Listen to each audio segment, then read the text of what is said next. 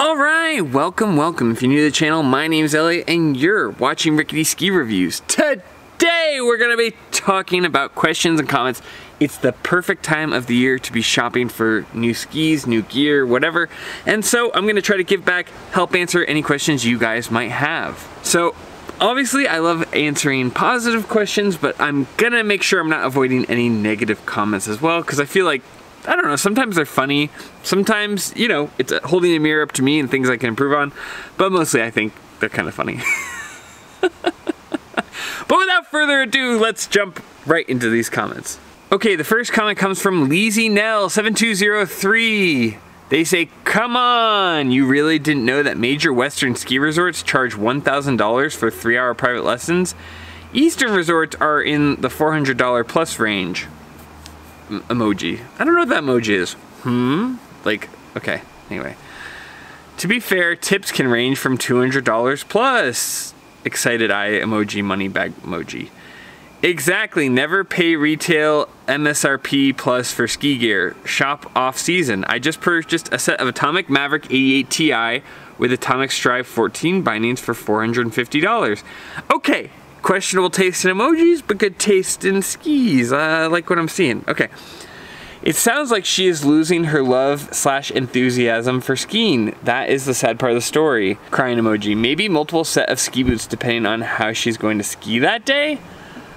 Thumbs up on the vlog. Okay, how would I have known that it's $1,000 plus for ski lessons? One, I haven't needed ski lessons. I've been skiing since I was 4, and I had lessons in the East Coast. So I'm not originally from the West Coast. Originally, I'm from Northeast Vermont, up in East Back, dude.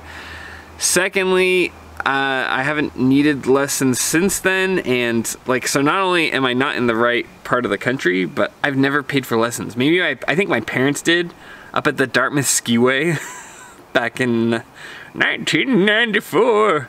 But yeah, I wouldn't have known that they charge that much. I've never needed to use it, never needed to recommend it, and I didn't grow up in Breckenridge. I barely even skied in Colorado. I grew up in Vermont. I live in Idaho, where we have a non-profit ski area that has very affordable lessons. So this is a whole new world of price gouging that I didn't know about. Good skis in your comments. Yeah, never pay MSRP, shop off season. I mean, sometimes you just need stuff. Right, I've paid full price for snow pants and stuff like that just because I had a pair of snow pants rip, and it's like, well, it's February and it's the best skiing of the year, so I guess I'm gonna pay whatever it costs because I'm not gonna not ski just because of snow pants. It sounds like she's losing her enthusiasm. Maybe multiple sets of ski boots. What? Multiple sets of ski boots? All right, you lost me there. I've heard of people having different skis for different conditions, but your ski boots should work in most every condition. I mean, maybe people do that, but that's the first time I've ever heard that suggestion. Overall, good comment though. Hopefully I addressed it. There's a lot of that where people seem to think I'm like Ask Jeeves or something. What? You didn't know that was that much?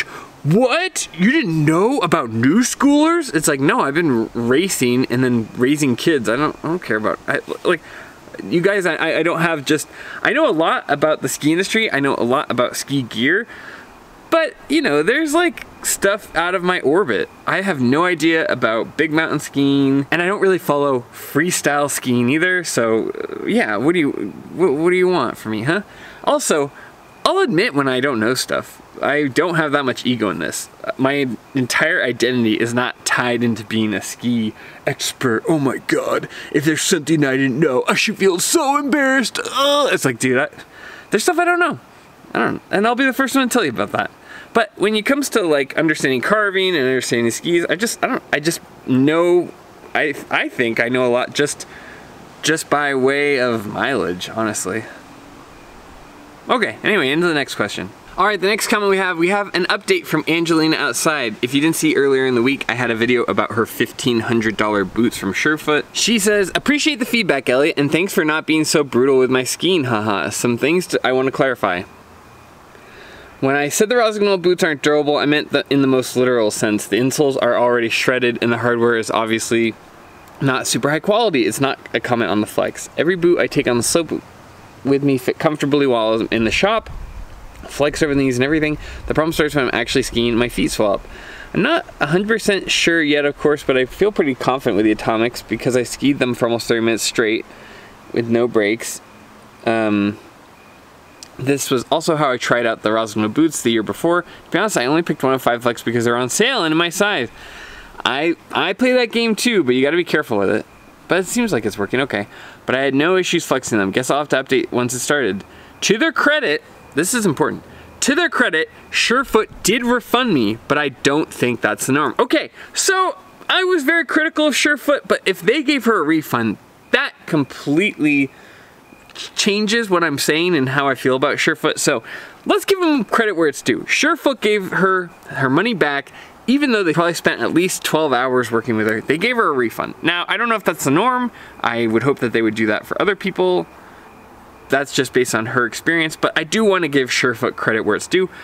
Giving her a refund was the right move. If you couldn't get her in a comfortable boot and she paid that much money, she deserves her money back. As far as the other boot fit, I think just, you know, try what works. If you know the Rustler works, try in a stiffer version, try it in a different size. Like, stick to what works and don't try to like just break into all these different things. You can try other stuff, but if you have something that works, I would be hesitant to go off of that. But good, I'm glad you enjoyed the video, Angelina. Thank you so much for letting me react to it. The other thing I wanted to say, she said, thanks for not being so brutal with my skiing. She sent me a message saying, oh, I watched your videos and I was worried you were gonna tear me apart. And this is something I do want to address. I have gotten a reputation for being really snarky and for really ripping people apart, and that's earned. I've definitely made those videos where I'm talking about curated, I'm talking about any of these ski reviews, and I go, what are these people talking about? You know, or, oh, they're talking about carving, and then they're not really carving. And I don't have any regrets about doing that, but it is unfortunate, like an unfortunate side effect that people think I'm just gonna shred everyday skiers. Like, that's just not my goal. Angelina clearly said she was an intermediate skier, and I said, for intermediate skiing, she's not doing anything wrong. It looks pretty good. She had some good pole plants. I am not out here just judging everybody who skis. I think there is room on the mountain for everyone, all different abilities. The reason that I'm really critical of other channels is because these people are passing as experts. So I'm not here judging people who are just out skiing having a good time. Everybody starts somewhere. Everybody starts out skiing at any different ability, and as long as you're outside in the mountains having fun, who cares? Right? Or wherever you're skiing. You know, if you're in one of those little like mini malls where it rotates. Whatever. I don't care to judge everyone based on their ability. I'm not out here saying, oh, if you're not a really good skier, you shouldn't even be out there. I don't care about any of that. I'm mostly judging people who are experts, like curated. They literally call them their curated experts, or people who are going on and making suggestions for other people, or people who are out there passing themselves off as experts and then giving bad advice or creating confusing information for people who are trying to get into the sport. I really do it as a way of like straining and filtering out good information from bad information, because if you're new to the sport, you're not going to know the difference. So I heard the same thing from Jens when I reacted to his carving video when he was talking about like ski techniques, and I wasn't being critical. If I just saw Jens on the slopes, I wouldn't be like critical of, oh, he does this wrong, this, you know, like nobody asked for that. But Jens is giving a video saying, hey, this is how you should carve. And I'm like going, okay, if somebody's watching this, is what he's saying good information? Is it good technique, or is it going to give people bad habits? And in his case, he gave everyone really good advice. But I'm just trying to go through and kind of filter that stuff out and call out when I see a bunch of baloney, because a lot of ski content, unfortunately, is more focused on selling you stuff and more focused on, you know, getting you to make a purchase rather than giving you good information. And that's the kind of YouTube videos I like, when it's giving you good information and it's more accurate and educational. Just know I'm not out here judging you. I don't care what you do or how you ski. As long as you're skiing safe and you're having a good time, that's all that really matters. But if you're an expert and you're giving other people advice and you're, you know, reviewing a product, then that's fair game. I'm going to be critical of what you're saying. All right, the next comment comes from xDarkRider97. Hello, dear Elliott. What would you say, what is the best skiing for powder in trees, question mark? Is it actually the Salomon QST 98, or does the Black Crow have something even better out there? That's a great question. It's just a little too vague to answer honestly. Are you talking about a large amount of powder, like big powder skis in the trees? That's probably the Atomic Bent 110 for me. Salomon QST 106 I also like, but you know, if it's like brambly, like really quick turns, I think the Bent 110 has an edge because it has such quick short radius turns. Or are you talking about like for me, when I go up to my home mountain to Bogus Basin, even if there's just a couple inches, I love ducking into the trees and taking those quick lines. Or are you talking about East Coast glades? If you're talking about East Coast glades, then yeah, probably a Black Crow Octo would be really fun in there. If you're talking about a good amount of powder, I really like the Black Crow's Atris. If you're talking about like a daily driver that also just does well bopping around in the woods on any time of year in Idaho, probably I'd actually pick the Salomon QST 92, maybe the Atomic Maverick 88 Ti, Meyer Wrangler. That's what I like for just like a daily hop around in the woods. But if you've got deep snow, then yeah, go with the Atomic Bent 110 for what I like. I mean, that was the most fun I had. It just does a really good job with its flotation. It like can turn cleanly when you're going on the actual like groomed runs to get into the tree spots that I like. There's so many good skis out there, but those are kind of my top picks. So if it's deep powder, Atomic Bent 110, Salomon QST 106. If it's just like every day, but you get a couple inches, Salomon QST 92, Atomic Maverick 88, and Meyer Wrangler, which is a 93. And if you're talking like, oh, you want like glades like East Coast, really close together trees. Out west, it's more open. It's a little, it's weird. It's different. If you're talking about East Coast, like glades really close, slalom, boppy turns, then yeah, probably Black Crow's Octo, Black Crow's Mirror's Core would be really fun for that, in my opinion. Hope that answered your question. All right. This comment comes from SK Snowman. It's a weird way of spelling snowman. They said, I picked up a pair of Bent 110s on sale based on your comments. We'll be testing them for the first time in Japan this season. Hey, that's a pretty good place to test them. I always wonder if it would be cheaper to like pack up a ski bag and buy them in Japan. Sometimes with exchange rates, it's actually cheaper to buy them other places. I don't know Japanese ski prices, so that could be wrong, but I've always wondered about that. Because I traveled to Sweden, I walked into just like a local ski shop and I was like, oh, this is significantly cheaper than US prices. It wasn't by much, but it was like maybe like 100 euros cheaper when you converted it. Or no, what do they have? They have Swedish crown. Sorry, I'm mixing France and Sweden up. Yeah, it was slightly cheaper once you did the exchange rate.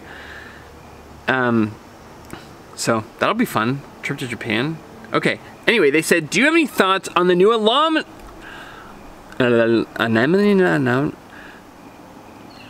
Anomaly series from Blizzard? The 94 seems very intriguing to me. Yeah, I'm very curious about the Anomaly series. I would love to test them.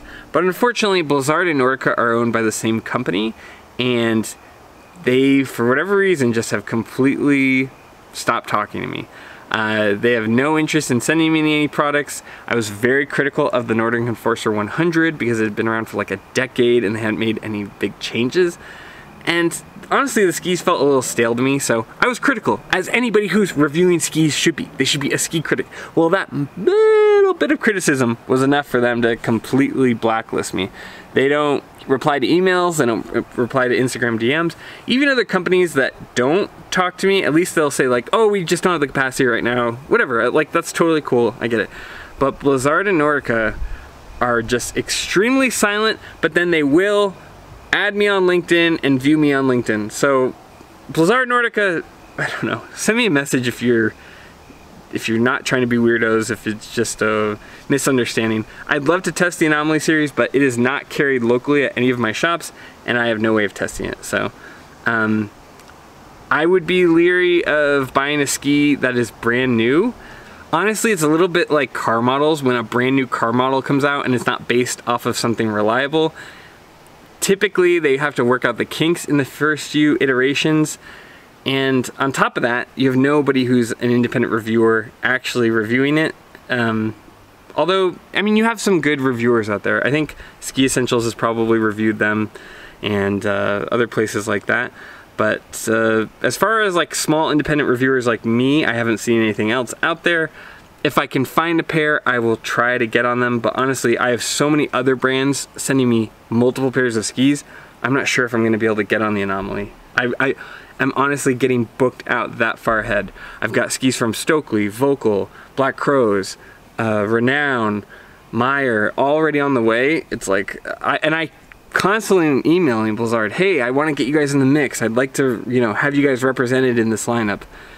I don't know if they're just asleep at the wheel or they got their feelings hurt about the Nordic Enforcer, but unfortunately, I've got no way to ever view those skis, so I can't give you an honest answer. But I appreciate you commenting, I appreciate you watching my stuff, and I hope you love your Atomic Bent 110s. I'm very jealous. I've been like keeping my eye on Bent 110 deals just in case, you know, I get a little impulsive, I think is the word. Anyway, thank you so much for the comment. I appreciate you watching. So anyway, that's the end of the video. If you like this kind of content, please consider liking and subscribing. If you are interested in buying any of the skis, I'll have links down below to evo.com, Utah Skis, Backcountry, whoever you shop for. If you just click on one of the links and then go shopping, it does help support the channel financially and it doesn't cost you anything extra. As always though, thanks for being here. Thanks for watching. Thanks for taking the time out of your day to spend it with me. It means a ton to me, and without you guys, I wouldn't be here. So thanks so much for watching. And as always, I'll see you in the next one. See ya.